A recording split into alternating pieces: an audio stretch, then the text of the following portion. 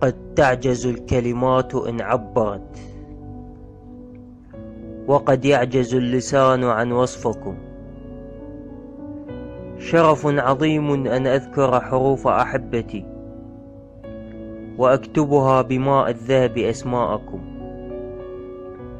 أنتم لي باقة الورود، أحمر جوري لونكم. رحيق الورد أنتم، مستوحى جماله منكم.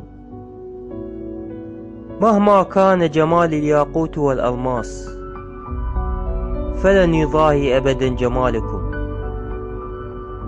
إن كان العسل صافيا، أصفى من العسل قلوبكم. وأول كلمة أكتبها هي كلمة أحبكم. إن كان حديث العشق، فخر لي أن أذكركم. كلام القلب والشوق، وحديث أجمل عنكم. ياقوت الوصف أم لؤلؤ،